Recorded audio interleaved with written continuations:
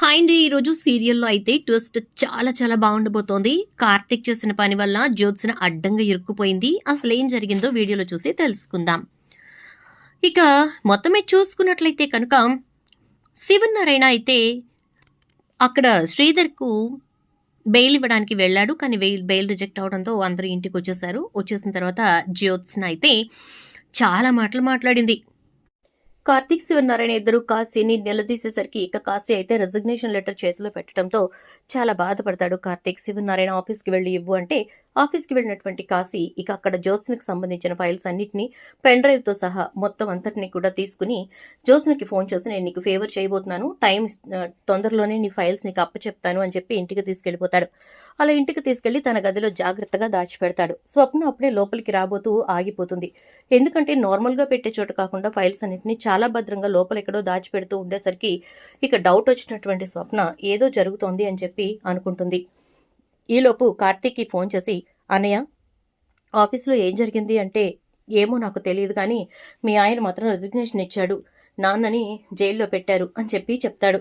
ఆ మాటలతో ఇక వెంటనే స్వప్న ఏదో జరుగుతోంది అని చెప్పి కాశీ నాకు పనుంది బయటకు వెళ్ళొస్తాను అని చెప్పి వెళ్లడంతో ఇక గదిలోకి వెళ్తుంది. కాసేపటికే కాశీ సూట్ కేసుతో వచ్చి సూట్ కేసుని కూడా ఎక్కడైతే ఫైల్స్ దాచాడో అక్కడే దాచిపెడతాడు. ఆ చూసినటువంటి స్వప్న ఇక కన్ఫర్మ్ చేసుకుంటుంది ఏదో జరుగుతోంది అని చెప్పేసేసి. ఇక అలా కన్ఫర్మ్ చేసుకుని వెంటనే ఇక తను ఆ సూట్ కేసుని ఇంకా ఫైల్స్ని జాగ్రత్తగా కాశీ లేని టైంలో చూసి ఒక్కసారిగా షాక్ అవుతుంది. వెంటనే కార్తీక్కి ఫోన్ చేస్తుంది.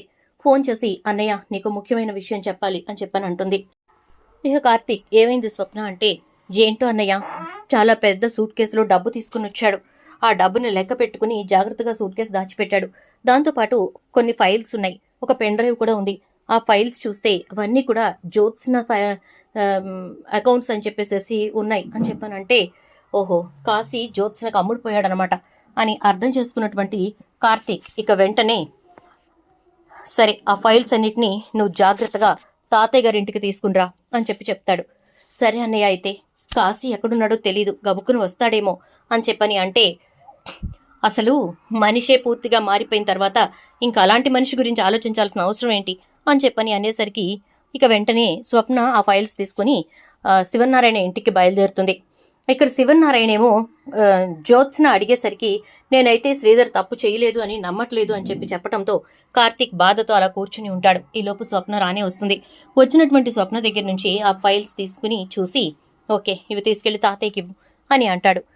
లోపల జ్యోత్స్న పైన నుంచి కిందకు దిగుతూ ఉండగా స్వప్న వస్తుంది. ఏంటి అందరూ అయిపోయారు, ఇక నువ్వొచ్చావా ఈ ఇంటి మీద పడి తినడానికి అని అంటే తినటం గురించి నువ్వే చెప్పాలే జ్యోత్స్న అంటుంది ఇక స్వప్న అయితే. వెంటనే శివనారాయణ ఏంటి నా మనవరాల్ని మాట్లాడుతున్నావు అని అనేసరికి చూడండి తాతయ్య గారు, మీ మనవరాలు చేసిన నిర్వాకం, మీ మనవరాలు గొప్పది అని చెప్పి మీరు చాలా చాలా సంబరపడుతున్నారు కదా, కానీ ఆ మనవరాలు చేసినటువంటి నిర్వాకాన్ని చూస్తే మీకు విషయం అర్థమవుతుంది అని చెప్పేసేసి అనగానే ఏంటా నిర్వాకం ఏం చేసింది అని అంటాడు శివనారాయణ. వెంటనే ఇక స్వప్న ఆ ఫైల్స్ అన్నిటినీ అక్కడ పెట్టి తను తీసుకొచ్చినటువంటి ల్యాప్టాప్ని ఓపెన్ చేసి దానికి పెన్ డ్రైవ్ పెట్టి జ్యోత్స్నకి సంబంధించినటువంటి అకౌంట్స్ మొత్తాన్ని కూడా శివనారాయణ ముందు పెడుతుంది.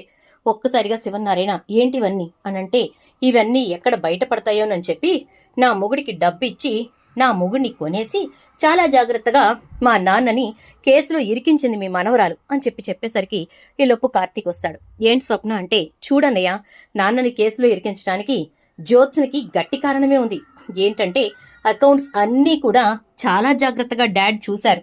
వాటన్నిటినీ చూస్తే దగ్గర 50 కోట్ల పైనే లెక్కలు తేడాలొచ్చాయి. అందుకోసమే ఈవిడ గారు ఇదంతా చేసింది అని చెప్పేసరికి ఒక్కసారిగా కార్తీక్ షాక్ అయినట్టుగా నటిస్తూ ఏంటి స్వప్న ఏంటి జ్యోత్స్న ఇదంతా ఏంటి పనులు అని చెప్పేసి ఏంటి తాత మా నాన్న తప్పు చేశాడంటావా అని అనేసరికి ఇక అప్పుడు కాశీగాడిని పిలిపించు అంటే స్వప్న కాశీకి ఫోన్ చేసి ఇక్కడికి రమ్మంటుంది. కాశీ వస్తాడు. చెప్పు కాశీ నా మీద ఒట్టేసి నిజం చెప్పు ఏం జరిగిందో చెప్పు అంటే ఇక అప్పుడు కాశీ చచ్చినట్టు స్వప్న మీద ఒట్టేసి మొత్తం నిజం బయట పెడతాడు. దాంతో ఇక జ్యోత్స్న ఆట కట్టు. ఇక వెంటనే శివనారాయణ పోలీస్ స్టేషన్కి వెళ్లి రుజువులతో సహా అన్ని నిరూపించి ఇక మొత్తం మీద శ్రీధర్ని విడిపిస్తాడు. చూద్దాం మరి రాబోయే ఎపిసోడ్స్లో ఏం జరుగుతుందో. వీడియోని ఇస్తే లైక్ చేసి వీడియోని షేర్ చేయండి, ఛానల్ సబ్స్క్రైబ్ చేసి పక్కన బెల్ ఐకాన్లో ఆల్ ట్యాప్ చేయండి.